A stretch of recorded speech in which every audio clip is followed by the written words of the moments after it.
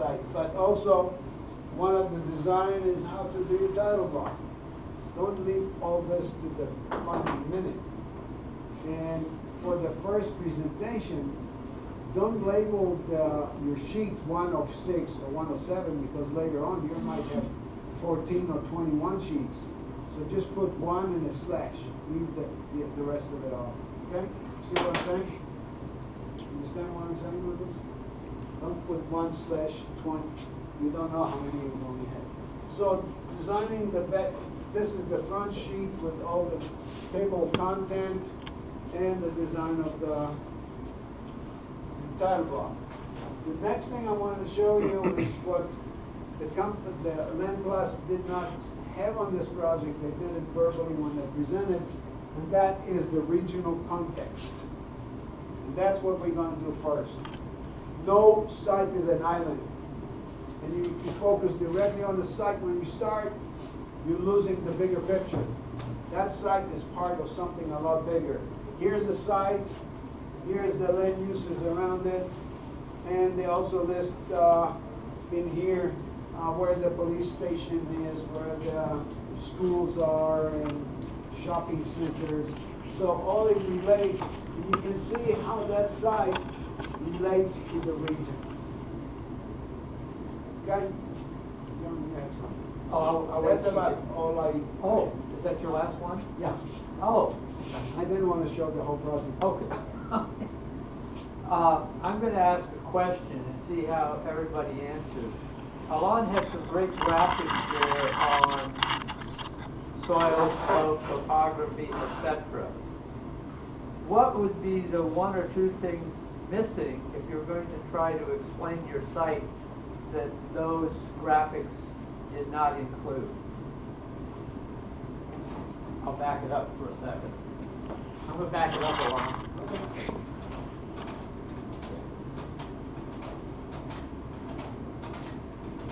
Break it.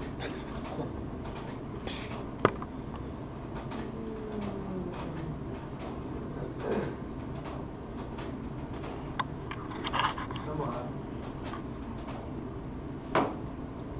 What do you Just in, back some more? yeah.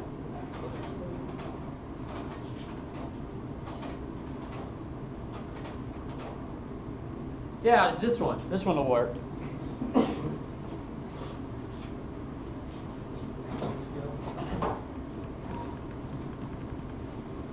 What's missing?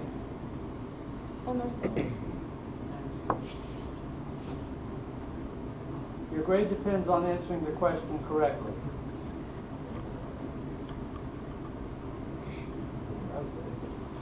I'll pick on somebody. Celia, what's missing? Direction, Direction, what do you mean? like north, going north. Okay, north arrow's missing. What else? Travis.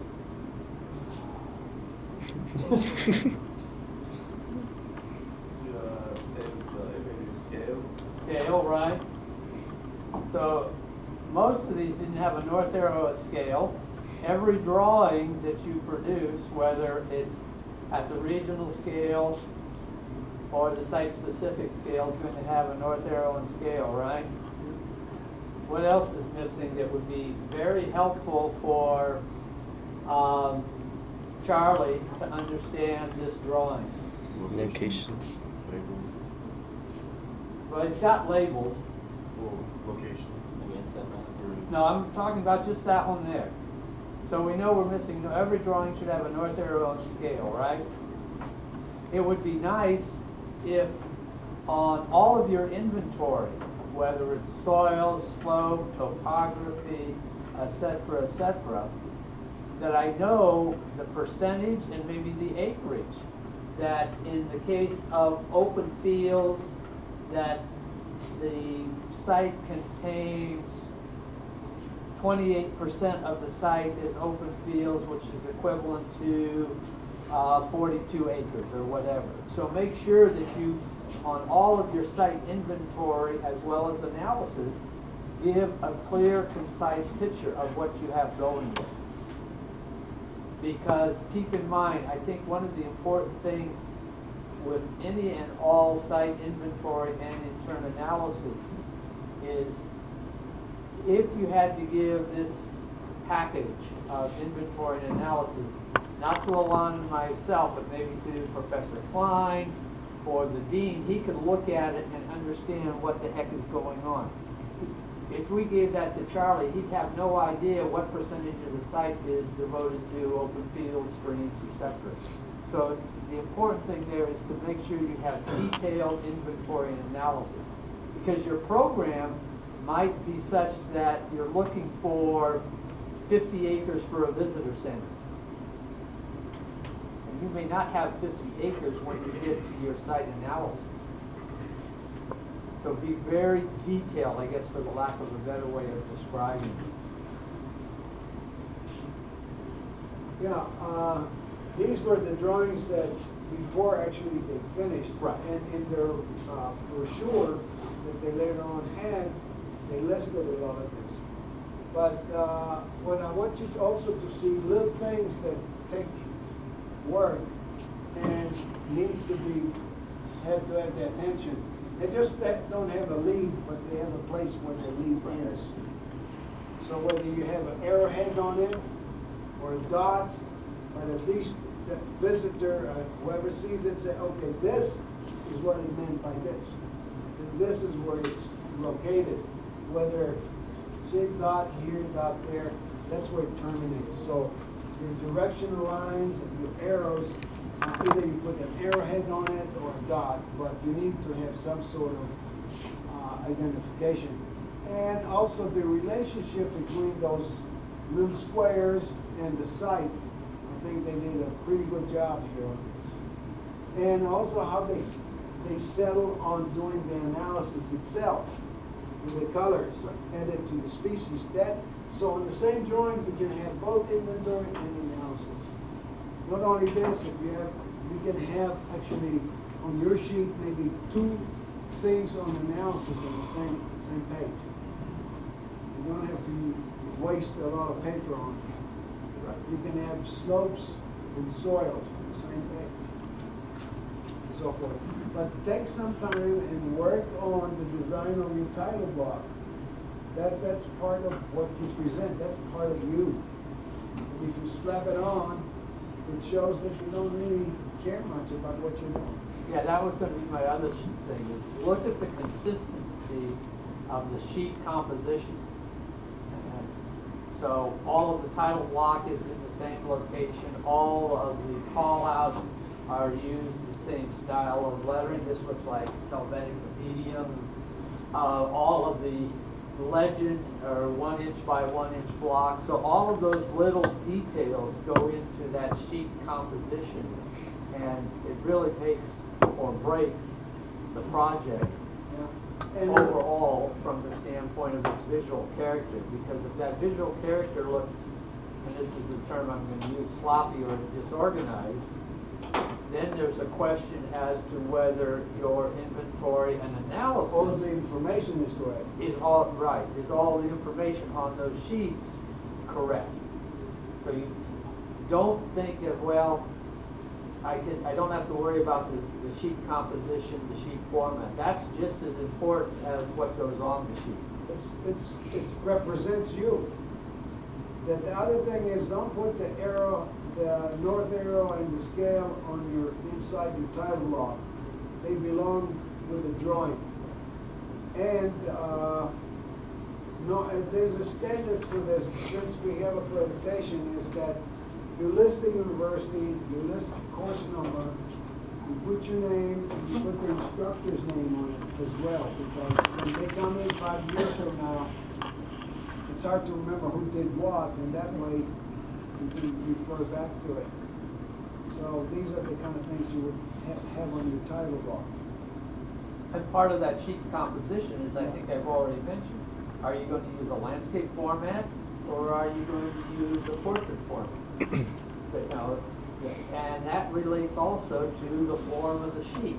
You know, I guess this one here could have worked in both a portrait format and a landscape format. They decided in this case since it's got a strong horizontal left to right, they went to a landscape format.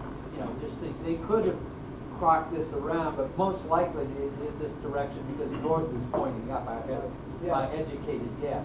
If Yeah. you look at the one that was done last year by Jenna, Caitlin, and Ruben, their site was, it looks like Africa, you know, vertical. So it was more oriented towards a portrait format or a portrait shape than it was a landscape format or shape.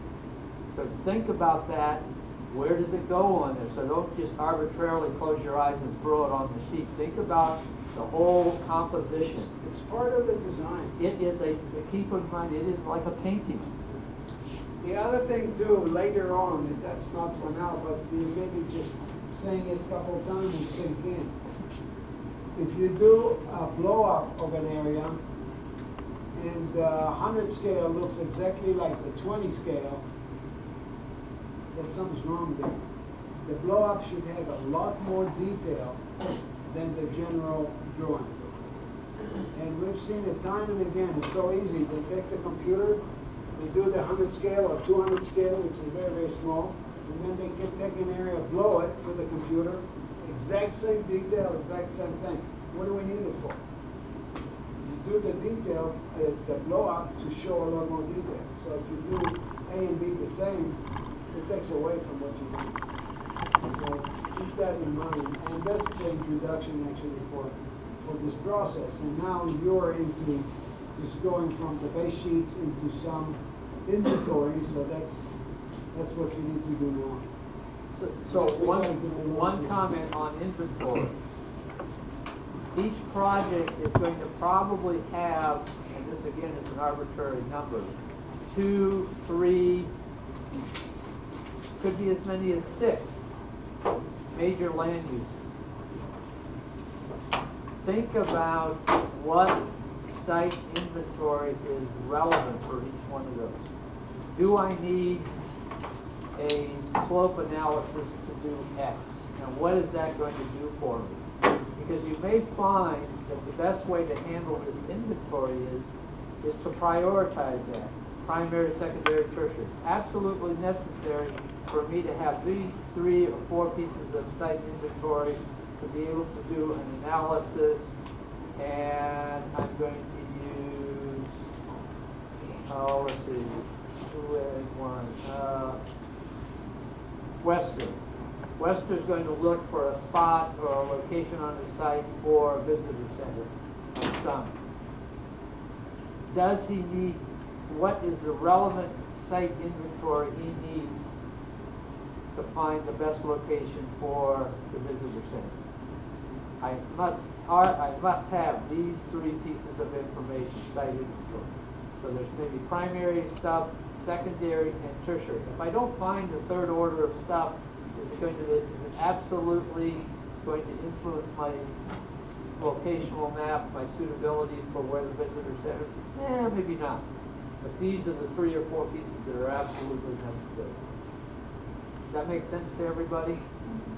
So don't just go out and, for the lack of a better way of describing Just it, use the list and do everything. yeah, collect a whole bunch of stuff, a whole bunch of inventory, just for the hell of it, okay? You gotta have a rational reason to collect X, Y, and Z. So this is like GIS projects, pretty much. Pretty much like a GIS project, right? What is the site inventory?